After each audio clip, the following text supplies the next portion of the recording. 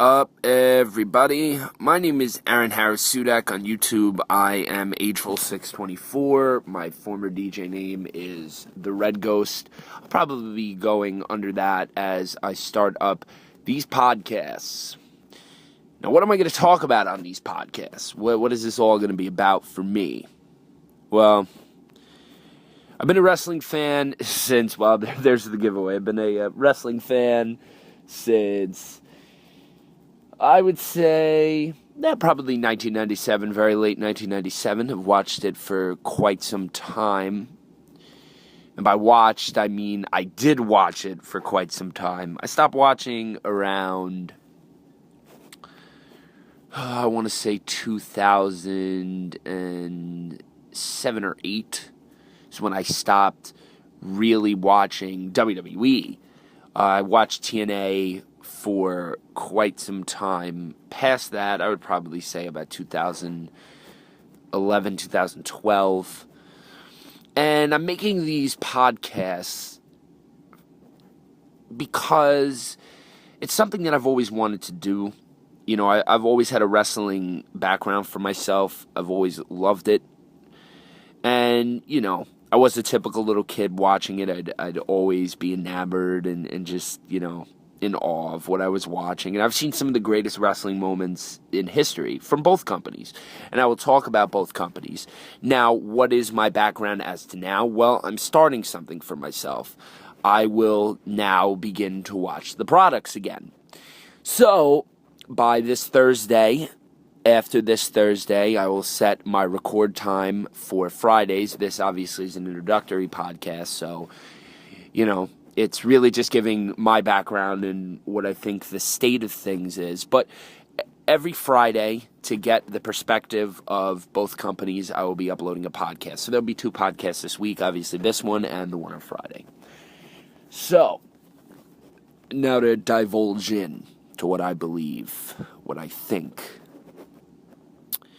Wrestling is fucked up. Wrestling is fucked up in so many different ways that I can't even begin to describe to you. But I'm going to try. It stems from a couple of different things. The business end, who's watching it, who's controlling it, and the wrestlers. The business end really just is out of control in the sense of this whole WWE network thing, and obviously TNA doesn't have anything like that. You know, they're still in the old fashioned. You still got to buy the DVDs, still got to buy the pay-per-views, otherwise you go on the internet and stream the shit. But the network, although I don't personally believe that it is, you know, a bad concept to have everything digital and being able to give that to you, but it takes away the, you know, the love of going in and going to get your DVDs and your Blu-rays and, you know, having that for yourself, not just paying for a service that you get for a little bit and then you have to re-up after a couple months. It's just another business tool that, you know, Granddaddy Vince is thinking is going to, you know, make the difference for, you know, getting all these fans to come in. You know, TNA, like I said, they don't have that service because they're not on that platform, and truthfully so, I don't think they're going to be.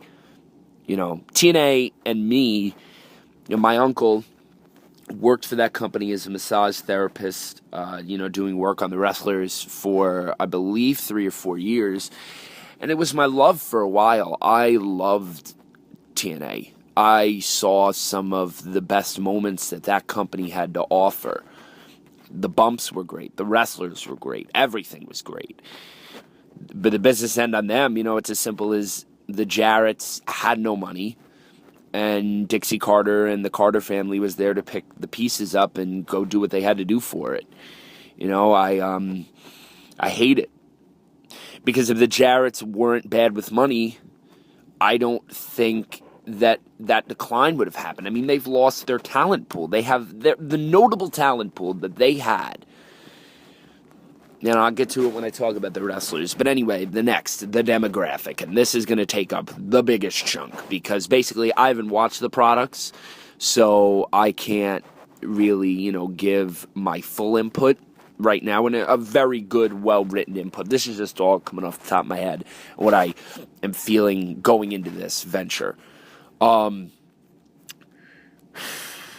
The demographic, as we all know, has switched when the ratings switched for WWE, and even so did TNA. For TNA Start, they were a TV 14 esque company. They weren't overly violent, but they were still in the midst of where they needed to be with their demographic. And now both companies are just appealing to that I'm not even going to say 9, I'm going to say the youngest is probably 6 to 7 years old, going up to, however old we are and beyond. The demographic has reached an all-time low. And listen, I understand that when I was growing up, I was their age. I watched it when I was, 8, 9, 10, 11, 12 years old. But the thing is that there was risk. And these companies don't want to take risk anymore. And Vince has gotten spammed over the years with so many concerned parents calling in about content. And the fact that they're not willing to take risks shows such a lack of creative forwarding. I mean, there is absolutely nothing in WWE that hasn't been done already within the last, 5 to getting out of 10 years that has been riskful. They're just recycling what has worked and thinking that, nobody's going to notice a difference because we have 7-year-old kids watching it. They don't know about, these great mammoth storylines between Stone Cold Steve Austin and The Rock, and Triple H versus Stone Cold Steve Austin, The Undertaker versus Kane, The Rock versus Triple H, Chris Jericho versus Triple H, Shawn Michaels versus Triple H, all these great, fantastic feuds from the top billing to the job squad. I mean, these kids don't know the difference because they didn't grow up in a time to see that. And mind you, I can't fault them. It's not their fault. They weren't born then. But don't skimp on the product. If I could handle it at the age of 8 years old and, I'm a functioning adult, who doesn't go out and try to body slam coworkers and cut people open and try to juice them, I mean, yeah, I'm pretty sure that they can handle crazy bumps. And mind you, a lot of that has to do with the wrestlers themselves. But like I said, I'll get to that when I talk about the wrestlers and that input and that topic. Next, and this is probably the worst thing for me and what makes me saddest of all, is creative. Creative is probably the death of wrestling. And Master Jim Cornette has stated this over and over and over again about, in his podcast, about what he feels about that. But truth be told, creative is fucked. It's ever-lovingly fucked. It's an ever-long stream of being fucked in the ass. Listen, man, Jim Cornette may hate Vince Russo, but I hate to break this to you, before Vince Russo fucked up on every single goddamn level with, title on a pole matches and, spiked bra and panty matches and yappa pie Indian strap matches or what have you. He knew the game. He knew that you couldn't write everything like it's Hollywood. You can't. Wrestling isn't Hollywood. It's wrestling. If you want to go right for Hollywood, go right for Hollywood, my friend. Like, the creative people that write for WWE and TNA are writing it like it's a goddamn, midday soap opera. I mean, I understand wrestling is a glorified, man-on-man soap opera. But, come on.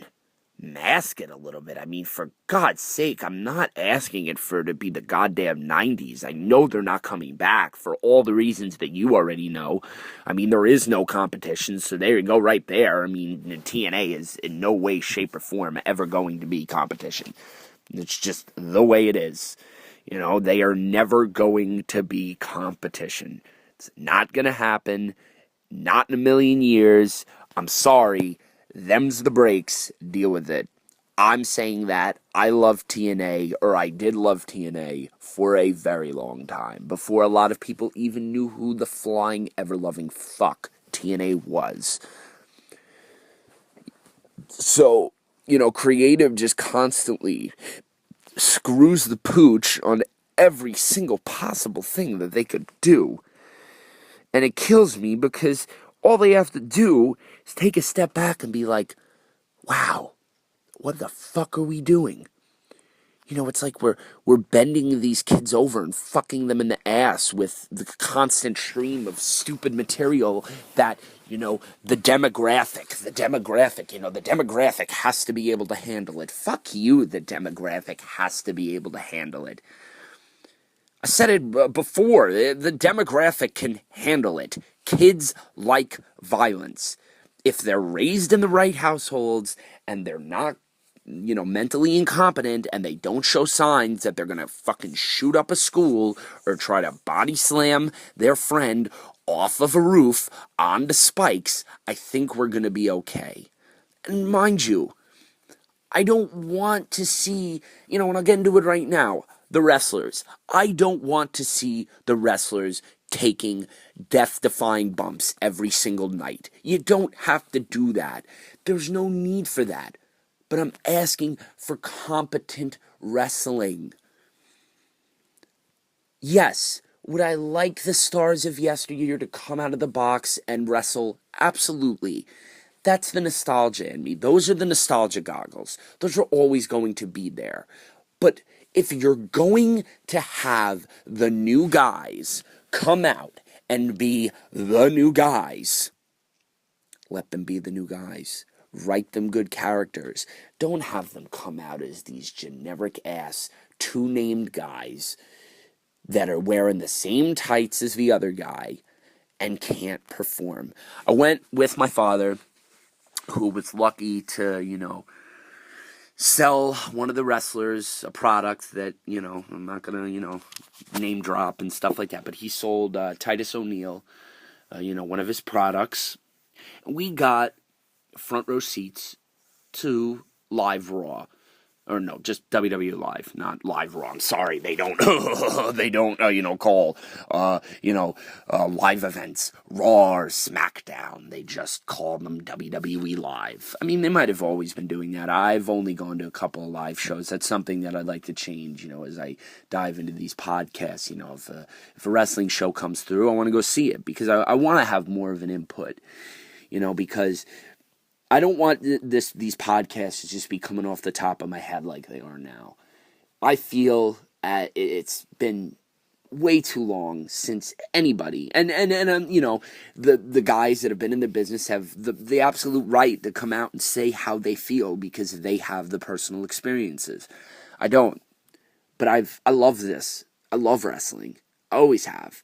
I've always wanted to be a part of it. And the truth of the matter is that I went to this live show with my dad, and we were 3 rows up from the ring, which was pretty cool. That was the closest I've ever been to, you know, a wrestling ring. And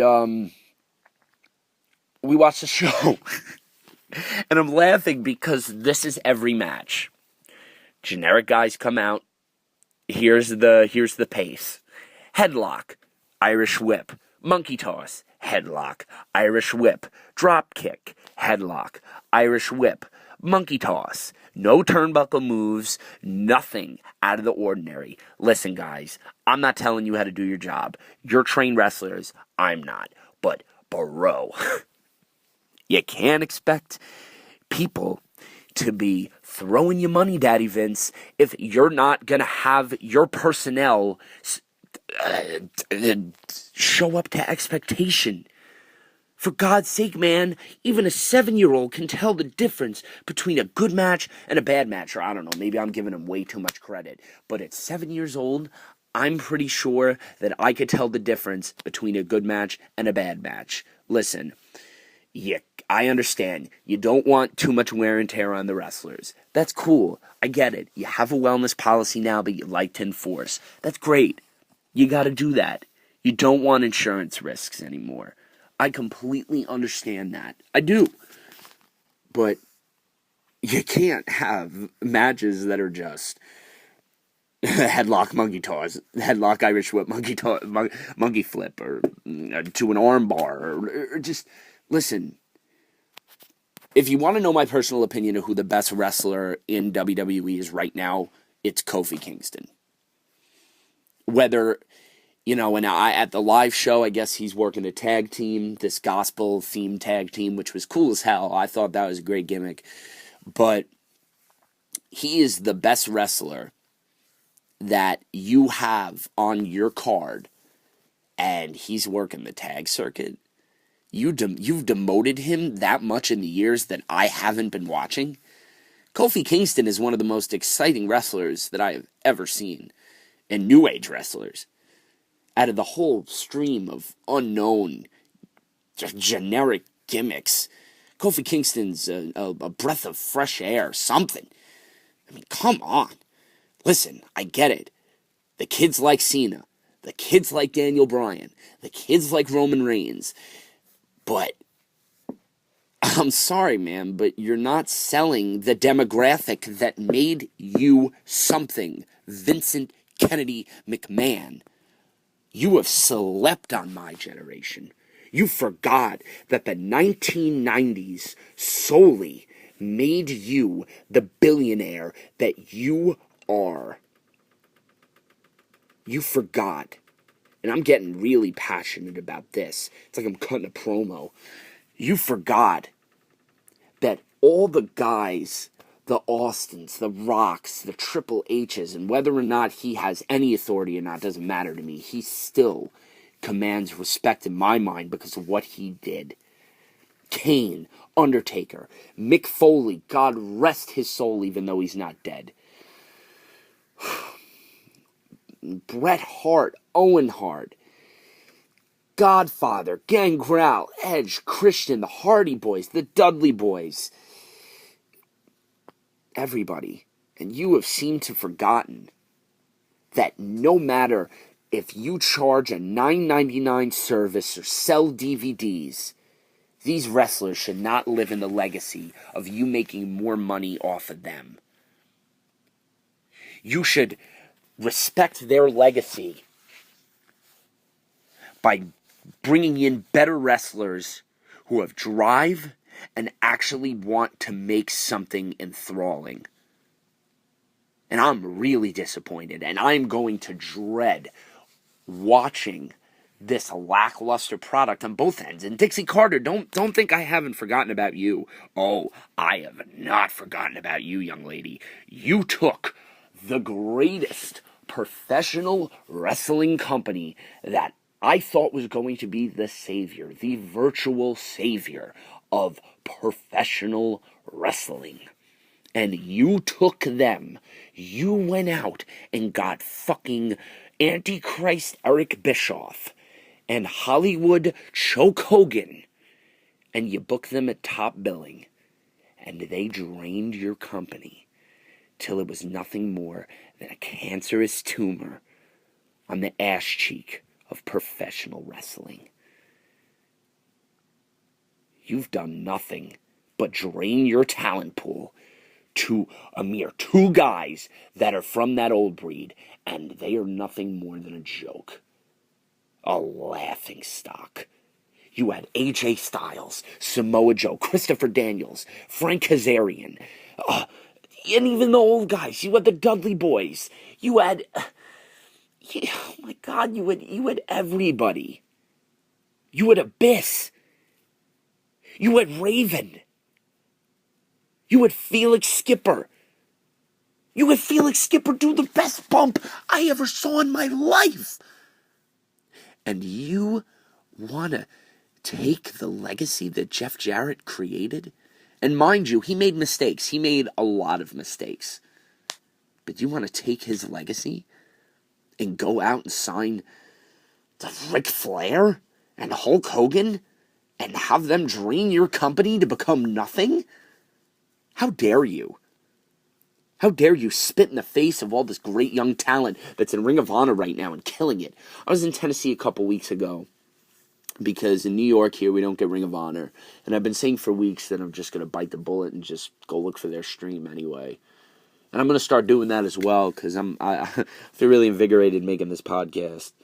Getting this all off my chest before on Thursday I'm about to, dive into SmackDown, start picking up on the storylines. But you had the gall to drain the best company. And now they're all in Ring of Honor. And I saw Ring of Honor, their live show, not their live show, their tape show with my uncle, who worked for TNA. And it was enthralling.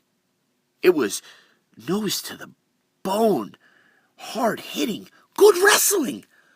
I'm like, you gotta be kidding me. Why are these guys not nationally syndicated? And and listen, I'm sorry that Jimmy Cornette doesn't do anything with them anymore. Or they had a falling out, but they're a great wrestling company, and I'm glad that Jim Cornette was able to bring in as much talent as he was to the game. Because they have AJ Styles, they have Christopher Daniels, they have Samoa Joe, they have the Briscoes, they have everything of the Bucks, the Young Bucks.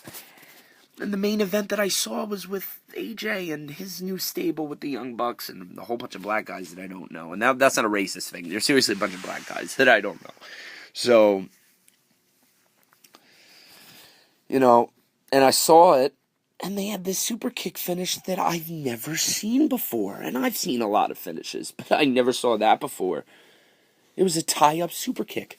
The legs were tied up, and they danced around the ring, and it was great. It was, honestly, that is the primo #1 best wrestling company. Unpredictable, good matches. Honestly, I seriously don't understand why they're not nationally syndicated. But anyway, I've gone on for about 20 minutes now, and I don't want to make this, like an hour-long thing, because this is pretty much just an introductory podcast on how I'm feeling. So I hope you all, listen. I hope you all enjoy this. I really, really hope that I can, say what I need to say about what's going on in the wrestling world, and I really hope something turns around. And maybe, who knows, maybe the live WWE events, could be a little better. Listen, with them signing Sting and me, going on YouTube to see, to check up and see what was going on with him, I'm looking forward to being surprised with potentially something. I mean, they got to surprise me a little bit. TNA, I'm a little bit more doubtful considering that they're on a no-name network. It's the Dixie Carter show starring, a bunch of ragtag wrestlers. And honestly, I'm going to dig up that Ring of Honor stream. But anyway, guys, I hope you enjoyed this podcast, and I hope you continue to listen to me. I appreciate everything. And everybody have a good night, and I will see you on Friday when I post the next one. Have a good one.